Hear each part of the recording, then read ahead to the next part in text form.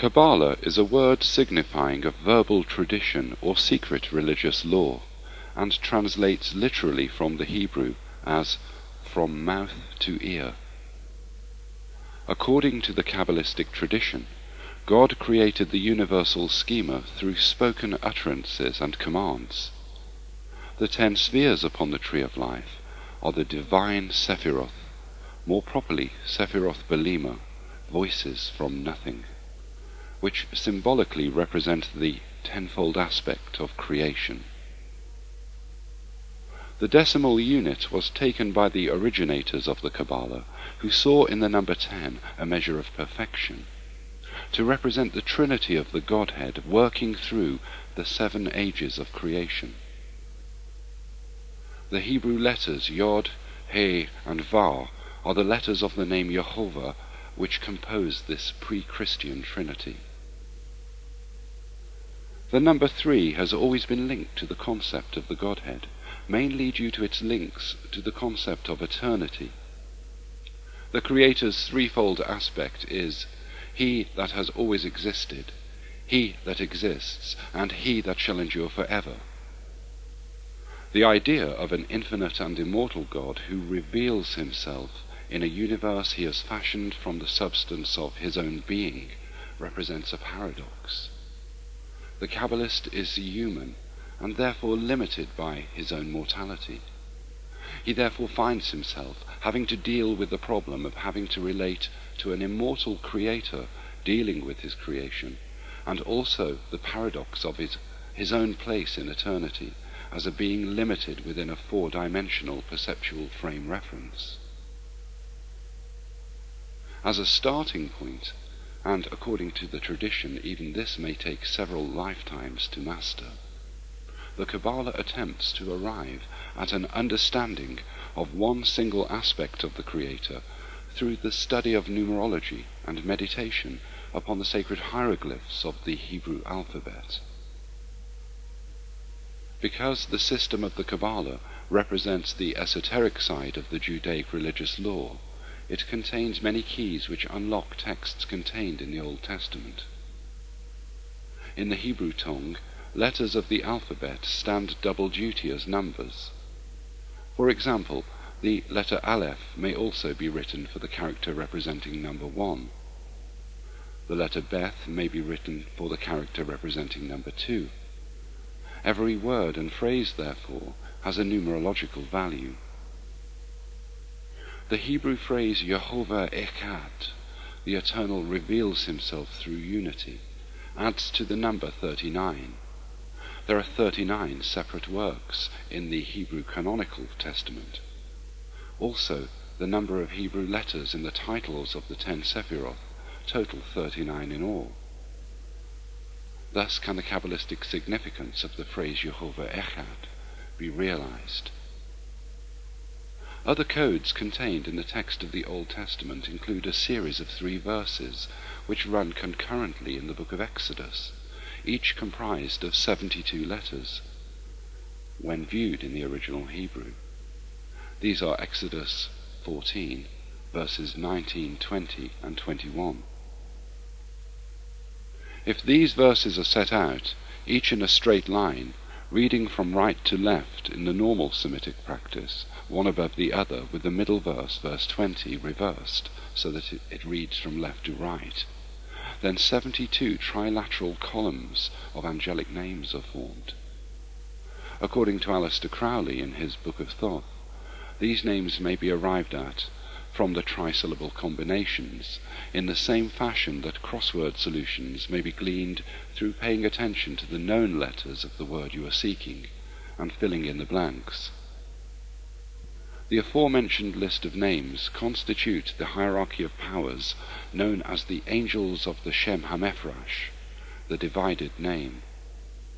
All of this will be studied by the advanced Kabbalist, but the beginner will have to begin from basics, such as the Hebrew alphabet and the Sephiroth. The exact date of the origin of the esoteric system known as the Kabbalah is a scholarly mystery. Ancient tradition recounts that the secret doctrine enshrined in Kabbalistic law was communicated directly to Adam by the archangel Ratziel, who passed it on to successive generations by word of mouth. By a similar method, the Kabbalah has survived the millennia and has only in recent times been committed to writing in a somewhat incomplete format. For it always has been an oral tradition, surviving exclusively in the rabbinical caste. Whatever the true origins of Kabbalistic philosophy, its original foundations are certainly contemporary with Jehovah worship amongst the Semitic peoples. The canonical works of the Hebrew Testament are remarkable, in that they are strictly exoteric in nature, dealing with worldly and materialistic philosophies, laws and codes of moral behavior, for instance. The esoteric side of Judaism was in the main left open to the interpretation of qualified teachers, rabbis, whose meditations upon the letters of the law incorporated Kabbalistic doctrine in order to gain an understanding of the divine cosmogony. In this way, the Kabbalah evolved, for now and then great teachers of penetrating insight would discern fresh and deeper insights into the law, each building upon the successes of those who had passed that way before him.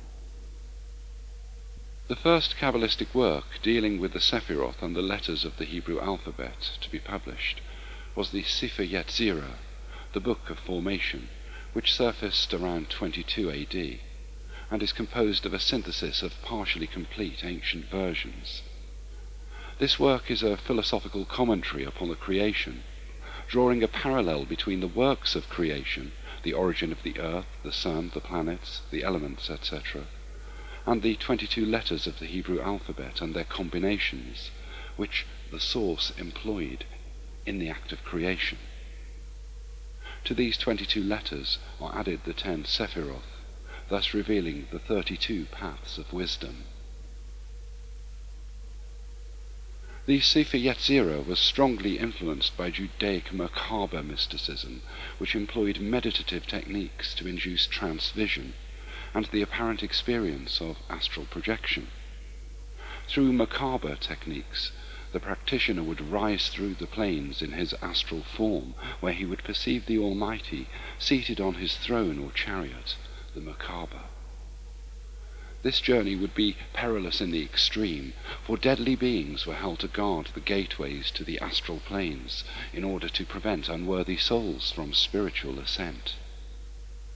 Only the knowledge of the correct keys and the magical names of power could ensure the safe passage of the soul during a Merkaba projection, a philosophy borrowed by later Gnostics, which underpins their beliefs in the soul's confrontation of the archons at the gates of the 7 planes during the afterlife. Around 200 AD, 2 distinct schools of Kabbalistic thought had evolved. That is, the understanding of the idea of God arrived at by 2 separate areas of concentration, the study of the numbers, or Sephiroth, and the study of the 22 letters, the schema. The second Kabbalistic treatise to be made public was the Sefer Zohar, the Book of Splendor, published around 1290 by Rabbi Moses de Leon of Guadalajara, Spain. Like the Sefer Yetzirah, this work is a synthesis of separate treatises written by numerous rabbis throughout the ages. In a similar fashion to the way the mandala is employed in the meditations of Tibetan Buddhism, as a mental and spiritual map, the Kabbalist regards the Tree of Life as a blueprint for spiritual yoga. The emanations which comprise the 10 Sephiroth upon the Tree of Life are arranged in 3 columns and represent the actions of the divine creative force upon various hierarchical levels. With the coming of religious freedom following the Renaissance, Western mystics synthesized the Kabbalah into a system of classification for the archetypal gods. The Tree of Life became something of a memory device for systemizing the gods of nature, arranging them by similarity of detail. The paternal gods of antiquity, Zeus, Jupiter, Osiris, would all find their place within the sphere of influence of the fourth Sephira, Chesed, the sphere of divine mercy. The gods of vengeance and war, Mars, Horus, Vishnu, Hades, find harmony in the Sephira Geburah, or strength, the fifth sphere upon the tree of life. Similarly, the solar gods, Ra, Apollo, and in the Christian mythos, Jesus, find their attribution to the sixth sphere of the tree of life, Tifereth, or beauty. In the world of medieval Europe, where Western mystics took up the Kabbalah with enthusiasm, the sciences of the age were based upon a classical astrological resonance. Herbs and plants were held to yield according to the flow of astral tides influenced by the risings and settings of the planets. Even medicinal science was subject to the accompaniment of talismans made with metals falling under the influence of certain planets for the purposes of their healing properties. The 10 Sephiroth of the tree were accorded planetary arenas of influence, and it was not a long step from there to finding the classical gods, herbs and plants, animals, real and imaginary, and every conceivable system of classification by type, finding its way onto the tree of life. The medieval concept of the world composed of 4 elements is fundamental to understanding the tree of life. The lowest Sephira, Malkuth, the kingdom, is the root element of earth upon which the edifice stands. From the highest point upon the tree, Kether, to the lowest of the Sephiroth, Malkuth, the creative force of the divinity is held to be functionally pure in relation to the level of revealing it is held to be operational within. This hierarchy of manifestation requires us to stand back from the detail at this point and examine the broad brushstrokes of the design in order to appreciate the plan as a whole.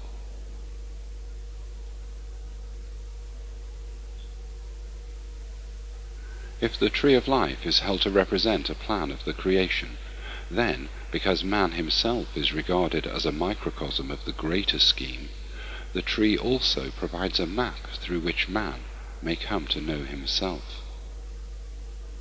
Often, images of the tree of life are accompanied with a diagram of a man backed into the tree. This is Adam Kadmon, Adam from before the fall, also known as Microprosopus. Kabbalistic lore intimates that the 10 Sephiroth represent all the qualities of the self, from Kether, our most spiritual ideal, to Malkuth, representing our outer material selves functioning in the world of matter and energy. The Hebrew titles of each Sephira, this is the singular term employed when discussing the Sephiroth, and their English translation should be memorized in their order of descent from the first to the last. The Sefer Yetzirah, or Book of Formations, furnishes a short revelatory text as a commentary upon each of the 32 paths, the 10 Sephiroth and the 22 letters, which provide mantras for meditation. The first Sephira, Kether, whose title translates as the crown, represents the crystallization of the point of light, providing the focus for the first command of creation, let there be light. The Yetziratic text alluding to this Sephira reads, "The first path is called the admirable or hidden intelligence, because it is the light giving the power of comprehension of the first principle, which hath no beginning, and it is the primal glory, because no created being can attain to its essence." Kether is known as the hidden intelligence, because it is the first crystallization of the unknowable cause that reveals the Creator through his work, but which may only be grasped metaphorically, as it lies above the sphere of manifestation of human consciousness. Kether has no beginning, because it exists even before the creation of time or space. It is held to unfold from the cloud veils of the Ein Sof Ra, the limitless light, posited to exist above the tree in a way that is indeterminable. Within man, Ketha represents the highest manifestation of the divinity, the spiritual essence of neshama, which is one of the three aspects of man's divine essence, along with the ruach, the soul, and the nefesh, the personality. Chokhmah, the second Sephira, represents the extension of that point of light, and the geometric shape associated with Chokhmah is therefore the straight line. Chokhmah's title is wisdom, and the Yetziratic text for this Sephira reads, "The second path is called the illuminating intelligence. It is the crown of creation, the splendor of unity equaling it. It is exalted above every head, and is named by Kabbalists the second glory." Chokhmah has the archetype of the Divine Father, whereas the third Sephira, Bina, understanding or intelligence, completes the triad of Sephiroth at the apex of the Tree of Life, known as the supernal triad. Being the third of the Sephiroth, Bina's symbol is the triangle. It is known alternately as Mara, the Great Mother, or the Great Sea. The Yetziratic text associated with Bina reads, "The third path is called the sanctifying intelligence, the foundation of primordial wisdom. It is also called the creator of faith, and its roots are in Amen. It is the parent of faith, whence faith emanates." Together, Chokhmah and Bina represent the two sides of the brain functioning in harmony. The bicameral mind of left and right brain, logic and intuition, have their harmonics in this area of the Kabbalistic Tree of Life. Below the supernal triad lies the abyss, where a cosmological vortex exists. In the original plan of creation, before the occurrence of that spiritual event known metaphorically as the fall, this was the proper place of Malkuth. The decimal harmonics of the scheme were sublimated within the perfect four Sephiroth. This is held by tradition to be so because of the way in which the integers 1, 2, 3, and 4, when added together, total 10. After the fall had occurred, when Adam and Eve had sought to eat of the fruit of the tree of knowledge of good and evil, the fall of Malkuth took place, creating the tree of 10 spheres, fulfilling the decimal potential of the original 4 Sephiroth. The abyss is the place of Darth, or knowledge, not a Sephira within itself, but a kind of spiritual black hole, where the lowest Sephira, Malkuth, once existed. Its harmonic in the body of man is the corpus callosum, the bridge which connects the left and right side of the brain. The fourth Sephira, Chesed, or mercy, and the fifth Sephira, Geburah, represent the beginnings of space and time. Tifereth, beauty, the sixth Sephira, lies at the heart of the Tree of Life, at the point at which the macrocosm meets the microcosm. Tifereth is thought to be the highest point at which the material self of thought and flesh can come to know the divinity within, as revealed from the light emanating from Ketha the crown, positioned directly above Tifereth. However, at this midpoint on the tree there is held to exist an entity known as the Dweller upon the Threshold, who guards the veil of Paraketh, the veil of illusion. This is an entity synonymous with the psychologist Jung's shadow self, which must be sublimated or at least placated during the journeys of mystical transvision.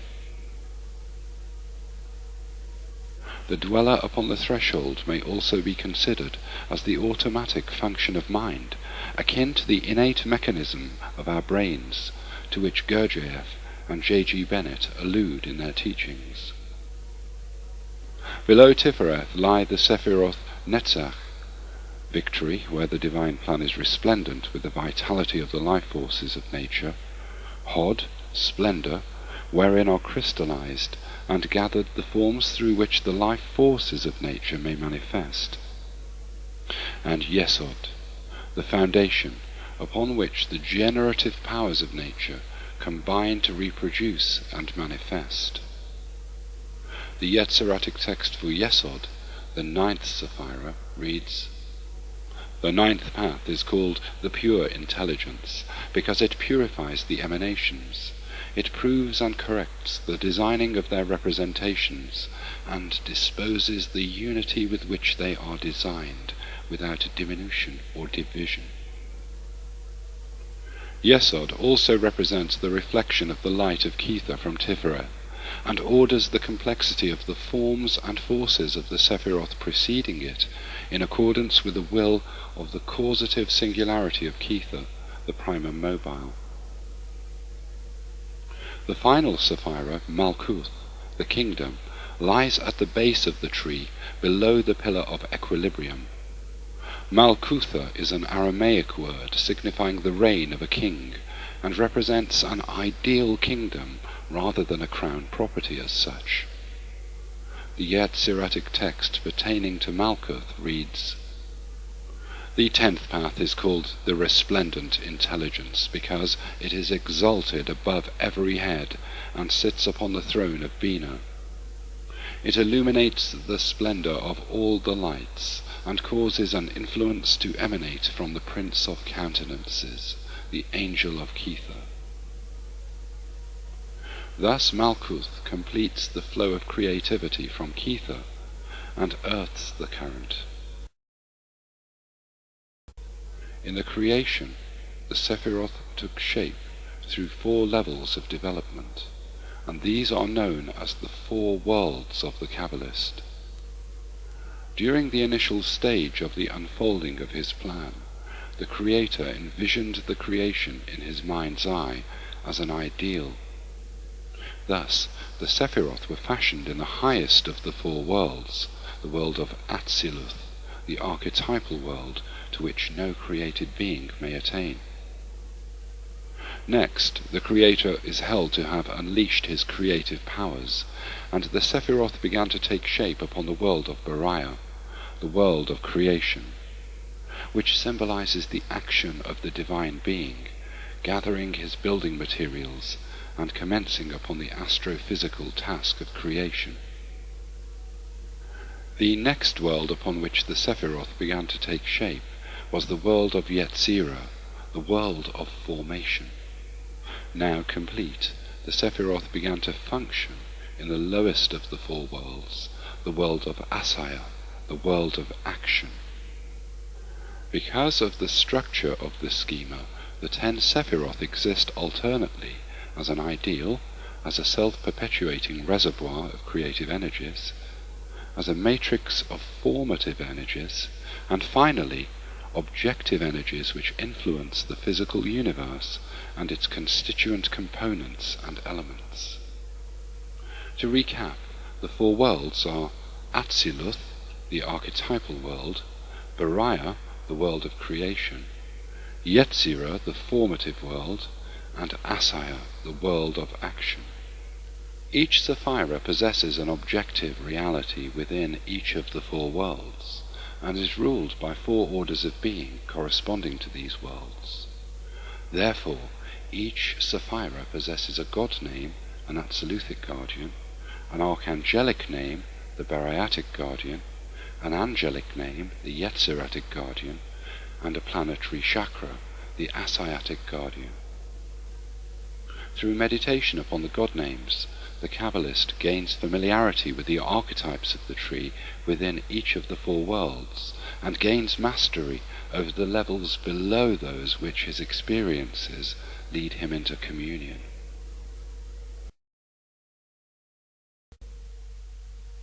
The Kabbalah provides a common thread which binds many previously unconnected disciplines together, and places the committed seeker upon the path to self-discovery, leading to the knowledge of the higher self, or over-self. This aspect of esotericism, of contacting the genius within, of whom our personalities are only a reflection, is a very recent development within the West. Whereas the practice of high magic has traditionally been associated with less than altruistic purposes, such as the uncovering of hidden treasures and striking down enemies at a distance, one only has to consult any medieval grimoire for illustration. Its present aims and directives seem to be focused upon switching on higher mental and spiritual circuits. Traditionally, the ritual magician might seek to manifest a particular spirit or entity within the world of materiality through rites of evocation. Nowadays, a more subtle approach prevails, with occult schools providing a variety of teaching methods and exercises designed to attune the aspirant to higher planes of existential awareness, in order that the aspirant may commune directly with other-world entities on their plane of origin. The Kabbalistic tree of life furnishes a systemization that contains its own logical consistency and provides the candidate beginning a course of work with both a map of the psyche, the microcosm, and a blueprint of creation, the macrocosm. Because the Kabbalistic scheme of creation is held to be ongoing, the work of the individual committed to playing an active part in the divine plan must rely first upon bringing the microcosm into balance with the harmonics of the world around him. Once this balance is achieved and then maintained, attunement with the creative force and intelligence underlying the schema is then possible, leading to the perfection of the self. Within the structure of Kabbalistic law, the forces of the microcosm are held to be rooted within the balance of the four elements under the presidency of spirit, which infuses raw matter with vitality and the life force. For this reason, the Kabbalistic symbol of the microcosm is determined as the pentagram, the five-pointed star, with the uppermost point of this star attributed to the element of spirit. One of the initial rites commonly undertaken within Kabbalistic practice is known as the rite of the pentagram. Here, after facing east from the center of the circle, touching the brow, the solar plexus, the right shoulder, and then the left shoulder in the sign of the Kabbalistic cross, the ritualist proclaims, Ate Malkuth Vegebura Vegedula Leolam Amen, which translates as the easily recognizable, for thine is the kingdom, the power, and the glory, forever. Amen. He then proceeds to the eastern quarter of the circle and draws the invoking pentagram of earth. This is repeated at each quarter of the circle, from east to south, to west to north, before the Kabbalist completes the circle by returning to the eastern quadrant. At each drawing of the pentagram of earth, a God name is announced: Yehovah in the east, Adonai in the south, Ehyeh in the west, and Agla in the north. After returning to the east, the ritualist backs into the center of the circle and announces the presiding angels of the quarters. Before me Raphael, behind me Gabriel, on my right hand Michael, on my left hand Oriel. About me flame the pentagrams, and in the column stands the six-rayed star. The rite then closes as it began, with the recitation of the Kabbalistic cross ritual.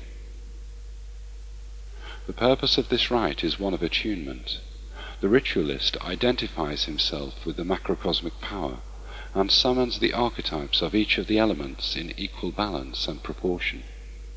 The rite is therefore one of protection, as well as comprising a powerful atmosphere conducive to meditation.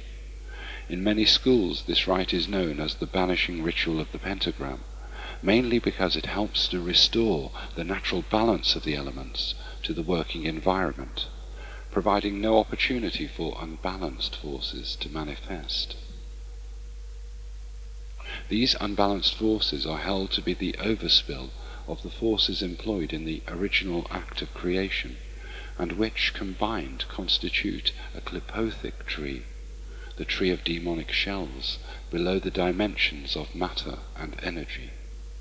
Thus the rite of the pentagram is something of a powerful ritual within itself. It is ideal for those beginning Kabbalistic practice.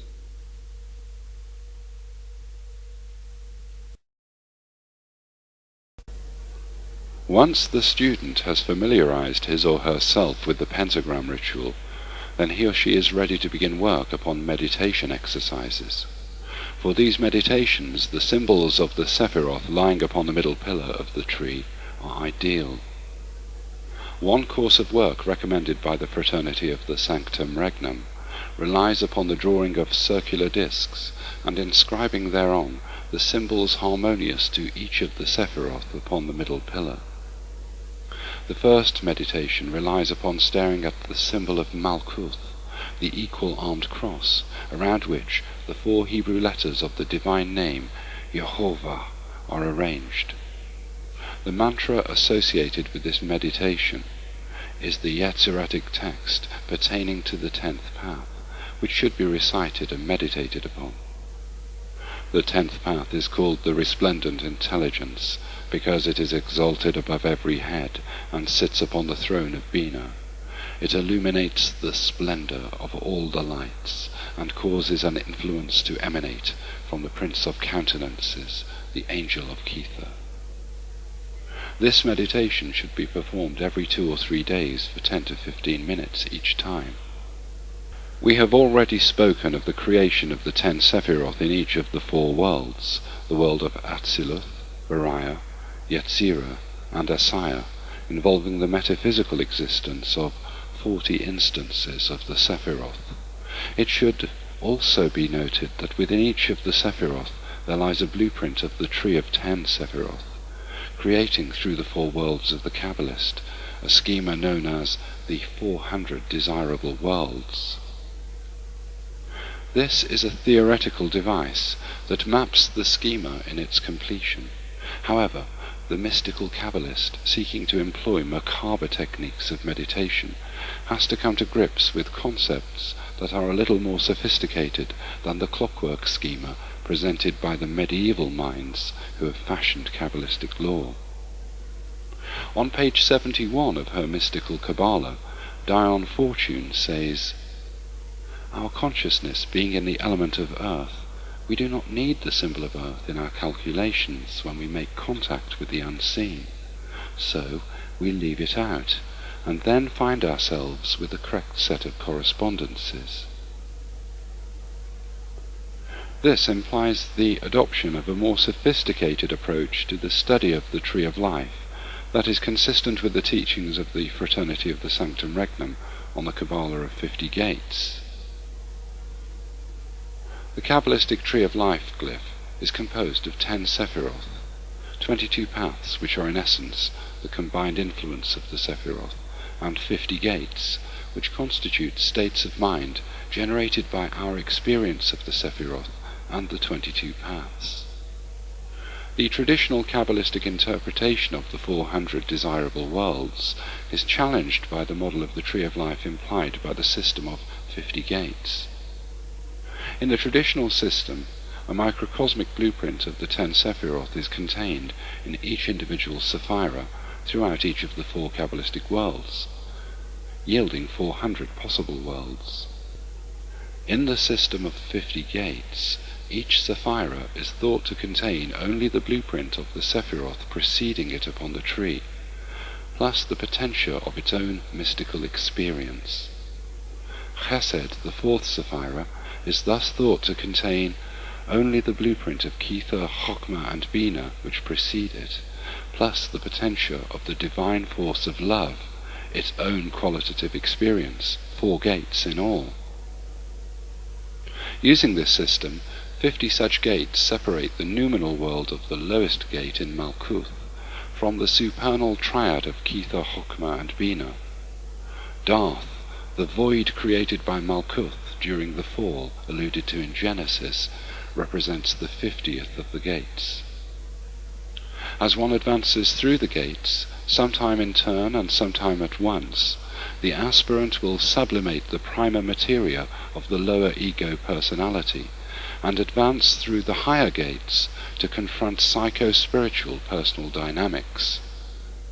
Next, techniques may be harnessed by initiates working within the sphere of the mid-heaven gates to catapult the throne of the lower consciousness through the veil of Paraketh, which clouds access to the experience of the Holy Guardian Angel in Tifereth. The experience of the 50 gates is similar to the art of pathworking, though momentary and hauntingly elusive. One steps into and through each of the gates and receives a quanta of enlightenment akin to the spark burning in the lamp of the hermit of the tarot, which lights the pathway ahead.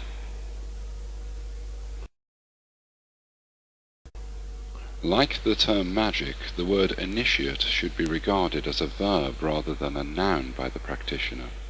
Start and you shall be called initiate. Advance and you shall be known as adept. One's status as an initiate can only be maintained whilst one is actually moving in a particular direction, and the only way for the New Age initiate to maintain his or her evolutionary momentum is to continue to practice the magical rites of their art with self-disciplined regularity. Gurdjieff's renegade pupil J.G. Bennett referred to 3 states of human development. The first 2 of these were the psychostatic state and the psychokinetic state. The third state of development referred to by Bennett is the psychotelios state, which refers to a state of perfect spiritual grace. In the mystery tradition of the Rosicrucian Kabbalah, individuals who have successfully developed their inner nature to a measure of perfection are believed to reincarnate as members of that elect body of evolved masters who constitute the angelic host known as the Aishim, or perfected ones. The task which confronts most seekers after the light at the outset of their quest will be to make the transition from the psychostatic state to the psychokinetic. To have achieved this feat will itself qualify the individual as initiate upon the path. The knack that he or she must learn, as if by second nature, is to maintain the developmental momentum in a focused form. Momentum is one thing to be desired. Direction and advancement, however, are the factors that determine whether that momentum is evolutionary or not. Most adepts will inform their pupils that it is the very simplest exercises that provide the means of attunement by which the aspirant may steer his or her course through the mysteries. Often, when involved in experimental work of an advanced nature, occultists will return to the simplest of exercises to regain their original momentum, using these rites as anchors to pull themselves back from beyond the boundaries of the chaos and uncertainty of hitherto unexplored psychological territory. During the major part of the aspirant's development towards the attainment of the psychotelios mindset, he or she will be brought to confront many of the unbalanced aspects of their psychological makeup in order to make their peace with these internal forces of dissent and distraction. The mainstay of esoteric thought, present in the majority of traditions, teaches that at the core of every individual lies a unit of experiencing which underlies the inconsistencies of the human personality. This is held to be the seat of the true will, and is thought to be that spark of the divine essence lent to us from on high for the duration of our earthly incarnation.